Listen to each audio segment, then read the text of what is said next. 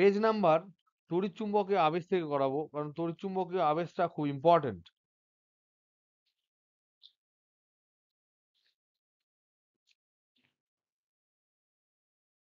তড়িৎচুম্বকীয় আবেশের 512।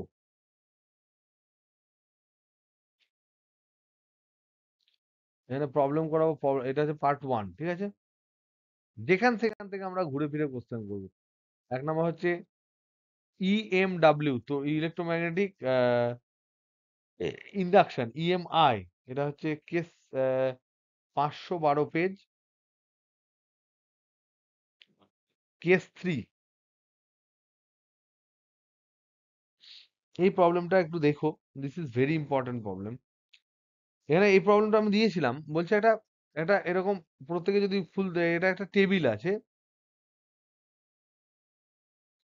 এই টেবিলের মধ্যে একটা কন্ডাক্টিং একটা পরিবাহী এরকম স্লট রয়েছে, তার উপর একটা রড আছে, এটাও পরিবাহী, এবং এটা এখানে কপি কল দেওয়া আছে, তারপরে এখানে একটা ওজন দেওয়া আছে নিচে, আর এটা হচ্ছে টেবিল, এটা হচ্ছে টেবিল। আর এই টেবিলে যে ম্যাগনেটিক ফিল্ডটা আছে, এই অক্ষটা হচ্ছে জেড অক্ষ, এই বরাবর ম্যাগনেটিক ফিল্ড আছে, এটা জেড অক্ষ বরাবর আছে, B0 ইন্টু জেড ক্যাপ, এটা হচ্ছে জেড বরাবর। আর এই যে তারটা দেখতে পাচ্ছ, এখান থেকে এতটা পর্যন্ত যে তারটা দেখতে পাচ্ছ, তার মোট রোধ বলেছে, মোট রোধ যেটা, সেটা হচ্ছে আর। প্রশ্ন এখানে 3টে করেছে। 1 নম্বর হচ্ছে এই যে দণ্ড, কালো দণ্ড যেটা আছে এখানে, এবি যে দণ্ডটা আছে, সেটা যদি ভি বেগে এদিকে মুভ করে কোনো একটা টাইমে, যদি ভি বেগে মুভ করে দণ্ডটা, তাহলে দণ্ডটির 2 প্রান্তে তড়িৎচালক বল কত হবে? যদি তার দৈর্ঘ্য হয় এল, তাহলে 1 নাম্বার হচ্ছে এবি সমান বলা আছে এল,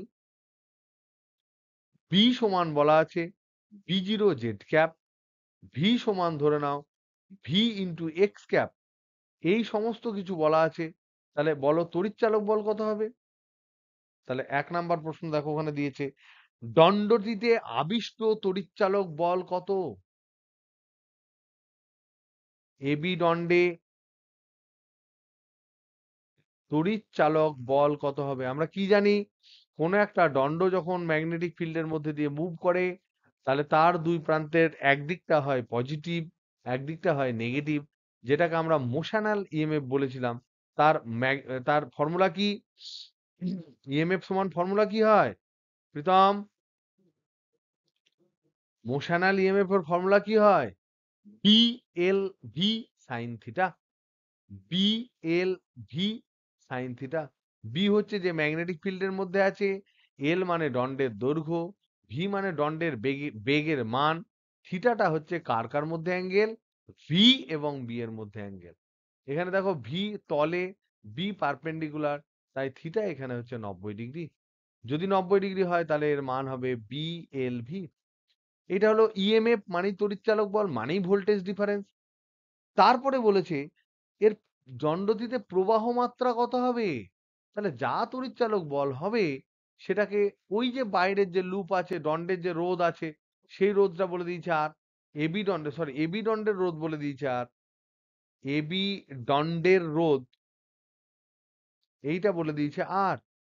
তাহলে দুই প্রান্তের বিভব প্রভেদ বিএলভি, দুই প্রান্তের বিভব প্রভেদ বিএলভি, দণ্ডের মধ্যে রেজিস্ট্যান্স হচ্ছে আর, তাহলে প্রবাহ কত হবে? ভোল্টেজ বাই রোধ। তাহলে এর পরেরটা হচ্ছে দণ্ডের মধ্যে দিয়ে প্রবাহ কত?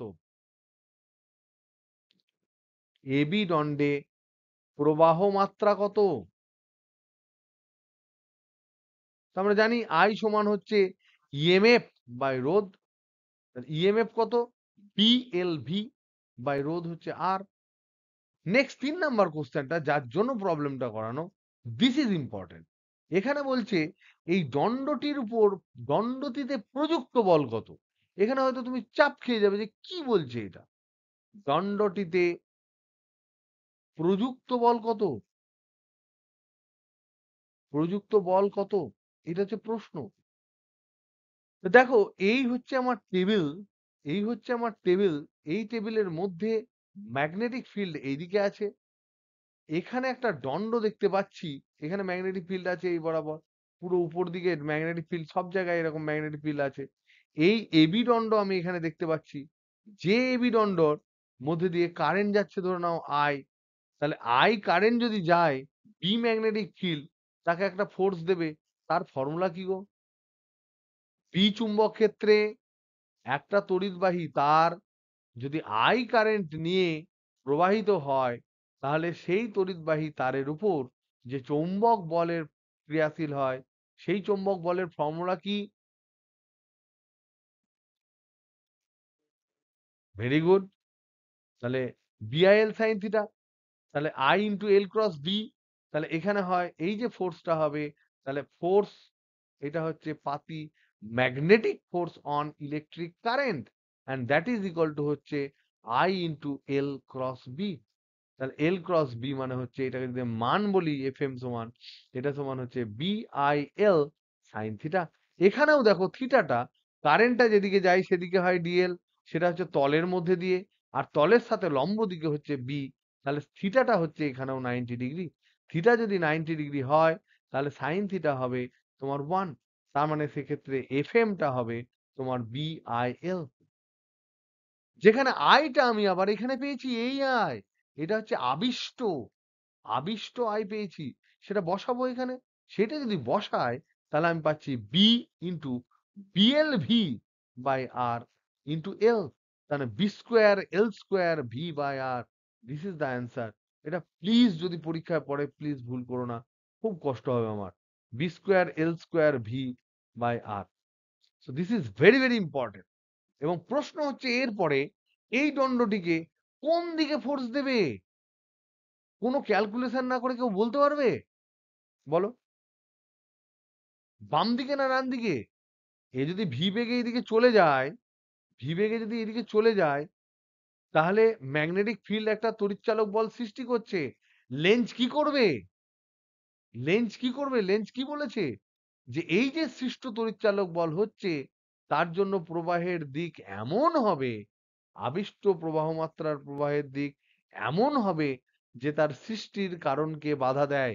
তাহলে এখানে এই যে তড়িৎচালক বল সৃষ্টি হচ্ছে, সেটা কার দরুন হচ্ছে সৃষ্টিটা? বেগের দরুন হচ্ছে, দণ্ডের বেগের দরুন হচ্ছে।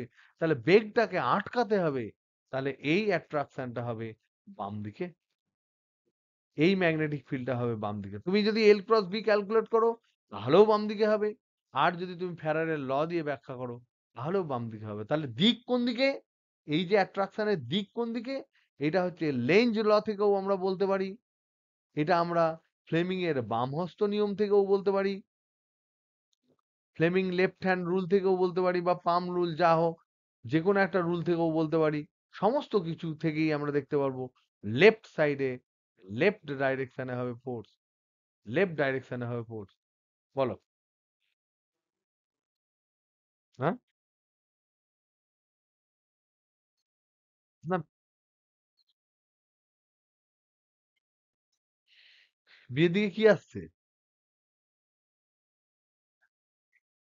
না, বিয়ের দিকে তো কারেন্ট, এ এ থেকে বিয়ের দিকে তো কারেন্ট আছে না। ভিটা ধরিস না, ভি তো কেউ নয় এখানে, ভি তো কেউ নয়, এল ক্রস বি তো, এইটা দেখতে হবে তো। এইটা আমি বলছি না, এটা হচ্ছে কারণ, এটা কারণ, এই কারণের জন্য তুই কারেন্ট পেয়েছিস এখানে, সেই কারেন্ট ম্যাগনেটিক ফিল্ডে আছে। ম্যাগনেটিক ফিল্ড কোন দিকে? এইদিকে। কারেন্ট অ্যাকচুয়ালি এইদিকে হবে, কারেন্ট অ্যাকচুয়ালি এইদিকে হবে। ঠিক আছে? কারেন্ট কোন দিকে? এইদিকে, তাহলে বুড়ো আঙুল এইদিকে হবে। ঠিক আছে? কারেন্টটা এ থেকে বি এর দিকে কারেন্ট হবে, কারণ আমরা জানি যদি পজিটিভ নেগেটিভ হয়, তাহলে এর ক্ষেত্রে তোমার উল্টো দিকে, এটা ইএমএফ সৃষ্টি করছে তো, তার ক্ষেত্রে উল্টো দিকে তোমার প্রবাহ হবে। তা তোমাদের হোমওয়ার্ক হবে 14 এবং 15, 14 এবং 15 হচ্ছে হোমওয়ার্ক, 512 পাতা, 12 পেজ, 14 এবং 15 হচ্ছে হোমওয়ার্ক। নেক্সট, নেক্সট দেখো, তিনেরটাও, টার্মিনাল বেগটা বলে দেবো। দণ্ডটির প্রান্তীয় বেগ কত? দেখো, এই যে দণ্ডটার মধ্যে এইদিকে এই যে দণ্ডটা দেখতে পাচ্ছ, তাহলে বলেই দিই দণ্ডটির প্রান্তীয় বেগ কত? প্রান্তিক বেগ। প্রান্তিক বেগ মানে হচ্ছে টার্মিনাল ভেলোসিটি। যেমন জলের ফোঁটা, বৃষ্টির ফোঁটা পড়তে পড়তে একবার বেগ শূন্য হয়ে যায়। দেখো এর এই যে দণ্ডটার এর এইদিকে ফোর্স হচ্ছে এমজি, কারণ একটা কপিকল দিয়ে এমজি ঝোলানো আছে। আর এইদিকে ফোর্স হচ্ছে, এইদিকের ফোর্স হচ্ছে পি আই এল, যেখানে আই সমান হচ্ছে পি এল ভি বাই আর। এক্ষুনি ক্যালকুলেট করলাম। তাহলে এইদিকে হচ্ছে এফ ম্যাগনেটিক। তাহলে কখন এই প্রান্তীয় বেগ পাবে? যখন দুটো সমান হবে, তাহলে তখন কনস্ট্যান্ট বেগে যাবে। যদি ধরে নাও এই ফোর্সটা বেশি হয়, প্রথমে MG is greater than F M, কারণ বেগ তখন কম। এখানে যদি আমরা দেখি এফ এম এর মানটা কত, তাহলে এফ এম সমান হচ্ছে পি আই, আই মানে হচ্ছে বিএলভি বাই আর ইন্টু এল মানে এল। তাহলে আমি পাচ্ছি B square L square V by R. Now এখানে আমি দেখতে পাচ্ছি যে এমজি প্রথমে বড়, তার জন্যই ও ডান দিকে যাচ্ছে, এদিকে ভি বেগে যাচ্ছে। এই যেতে যেতে যেতে যেতে যেতে যেই ভিটা বাড়তে, তারপরে প্রথমে ত্বরণ আছে, এটা বড় মানে ডান দিকে ত্বরণ, ডান দিকে ত্বরণ।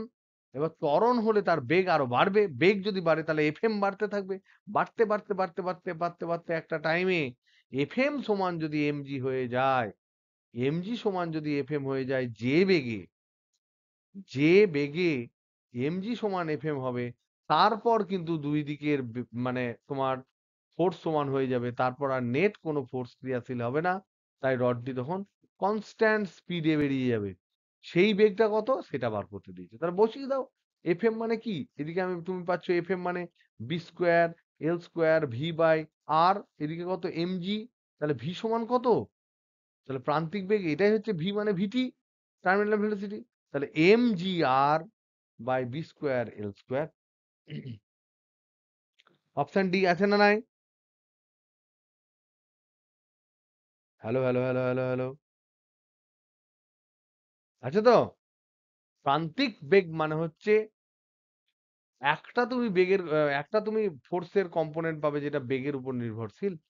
বেগ যত বাড়বে সেই ফোর্সটা ধীরে ধীরে বেড়ে বেড়ে বেড়ে বেড়ে অন্য আরেকটা দিকে যে বেগ থাকবে তার সাথে সমান যদি হয়ে যায়, তাহলে আর বেগ বৃদ্ধি হয় না, একই বেগ। যেমন করে বৃষ্টির ফোঁটা উপর থেকে পড়ে, বৃষ্টির ফোঁটা যদি উপর থেকে একই সমতরণে পড়তে শুরু করতো এবং পড়তেই থাকতো, তাহলে সারা জীবন বৃষ্টি আটকানোর জন্য পৃথিবীতে কোনো যন্ত্র থাকতো না, মাথা ভেদ করে চলে যেত।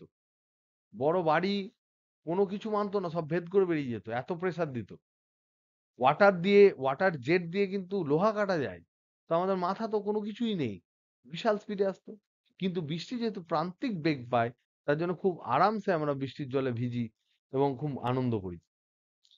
15টা দেখো, যখন দণ্ডটির বেগ প্রান্তীয় বেগের অর্ধেক হবে, তখন বস্তুর ত্বরণ কত হবে বসিয়ে দেবো ওখানে। তাহলে বস্তুর ত্বরণ কত হবে? তাহলে এইটা হচ্ছে প্রান্তীয় বেগ, এটা ভিটি। এখন বলছে নেক্সট, যেটা 15টা, বস্তুর ত্বরণ বেগ, বস্তুর বেগ যখন ভিটি বাই 2 হবে, তখন ত্বরণ কত? বস্তু মানে রড, বস্তু মানে এখানে রডটা, ত্বরণ কত? তার মানে এখানে দেখতে পাচ্ছি যে এই যে রডটা রয়েছে তার এইদিকে হচ্ছে এমজি, এইদিকে হচ্ছে এফএম, আর এইটা হচ্ছে ত্বরণ এ। তাহলে এর বস্তু যদি তাহলে এটা যদি কোনো একটা, এটা কিন্তু ভর, এই যে ভরটা, এই ভরটা তোমার দুটোই কি এম ভরের বলেছে? রডটাও কি এম ভরের বলেছে? বলে দেওয়া উচিত ছিল, রডের ভর দেয়নি। তা আমি রডের ভরটাও ধরে নিচ্ছি এম, তাহলে কাটবে। এটারও ভর ধরে নিচ্ছি এম, নিশ্চয়ই কোথাও বলা থাকবে। তাহলে এখানে ত্বরণ কি হবে? MG is greater than F M, magnetic force. তার মানে এমজি মাইনাস এফ এম, এই যে আনব্যালেন্স ফোর্স, এটা সমানই হবে এম এ। তাহলে এ সমান ভাগ করলে পাবো G minus F M by M. তাহলে এফ এম এর ফর্মুলা কি? Magnetic force. ম্যাগনেটিক ফোর্সের ফর্মুলা আমরা এক্ষুনি পেলাম। এফ এম সমান হচ্ছে বিআইএল, আই সমান বিএলভি বাই আর। তাহলে B into BLV by R into L, তার মানে আমি পেলাম B square L square B square L square V by R. তাহলে এখানে আমি বসাচ্ছি G minus B square L square V by R into নিচে আছে M.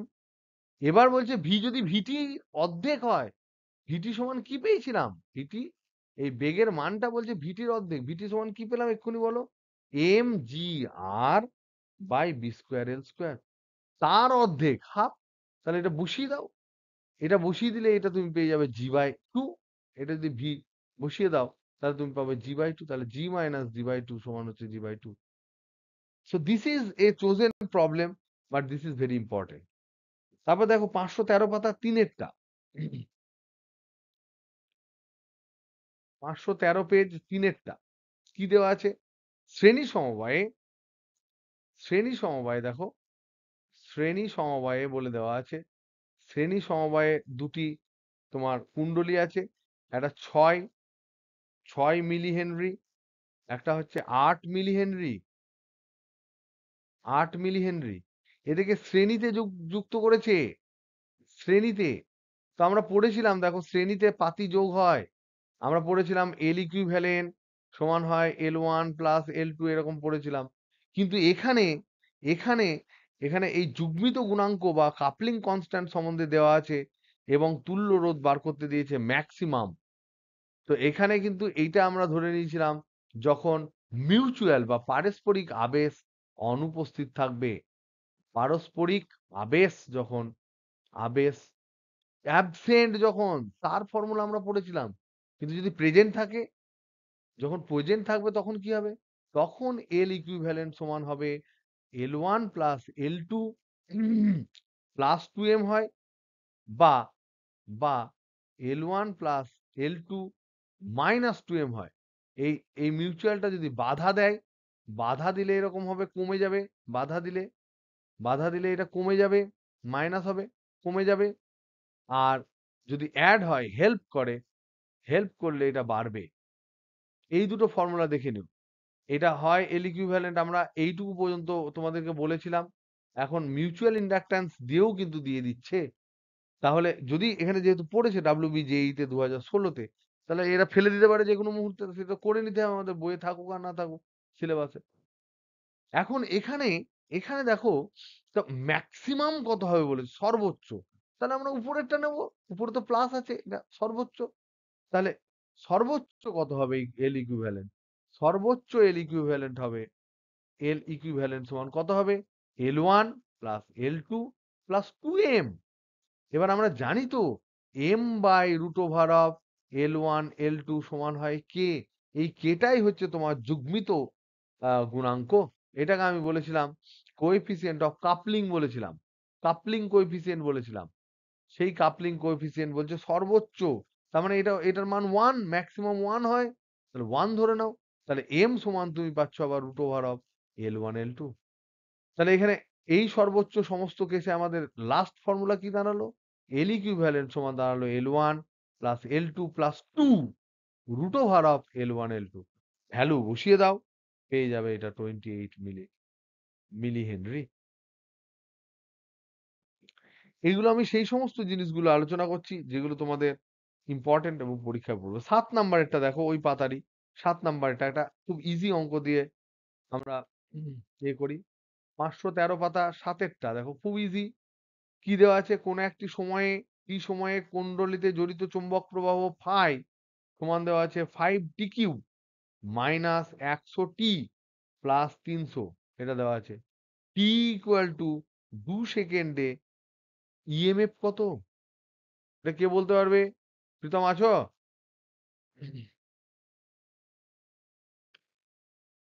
Pritam polish. Induced EMF সমান আমরা জানি মাইনাস ডি ফাই ডিটি হয়। এই প্রশ্নই আলটিমেটলি পড়ে যাবে। তাহলে মাইনাস ডি ফাই ডিটি মানে ডেরিভেটিভ, তাহলে মাইনাস 15 টি স্কোয়ার মাইনাস মাইনাসে প্লাস 100, 300 ডেরিভেটিভ 0। কখন চেয়েছি ইএমএফ? টি ইকুয়াল টু 2 সেকেন্ডে। তাহলে টি ইকুয়াল টু 2 সেকেন্ডে যদি আমরা দেখি, ইপসালন ইকুয়াল টু হবে মাইনাস 15 ইন্টু 4 প্লাস 100, 15 4 60 প্লাস 100 মানে হচ্ছে 40 ভোল্ট। তাহলে অপশন ডি।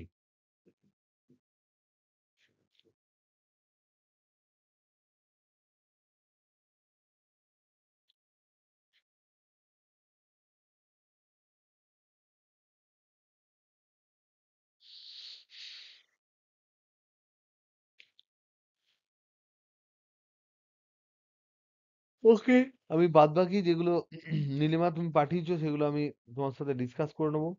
তোমরা অবশ্যই 517 পাতার যেগুলো আছে সেগুলো দেখে নিও। ডাব্লিউবি জয়েন্ট এন্ট্রান্স এর প্রবলেম গুলো দেখে নিও। যারা জেই মেন এখান থেকে আহ ইলেকট্রোম্যাগনেটিক ইন্ডাকশন থেকে অবশ্যই ডাব্লিউবি জেই জেই মেন আর নিট দেখে নিও। সহজ প্রশ্ন পড়বে। অবশ্যই এইচএসটা অবশ্যই দেখো, প্রিভিয়াস কোশ্চেন গুলো দেখে নিও। চলো টাটা।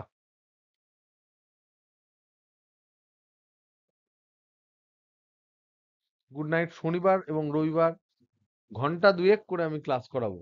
বিশেষ করে ম্যাগনেটিজম থেকে একটা ক্লাস যতটুকু লাস্ট আছে তার একটা রিভিশন করাবো। তারপর কারেন্ট ইলেকট্রিসিটি করাবো তারপরের দিন। তারপর সোম মঙ্গলবার নাগাদ ইলেকট্রোস্ট্যাটিক করাবো, যাতে করে পুরো তোমাদের সড়গড় থাকে। সবাই পড়ে রেডি করে রেখো। ওকে, টাটা।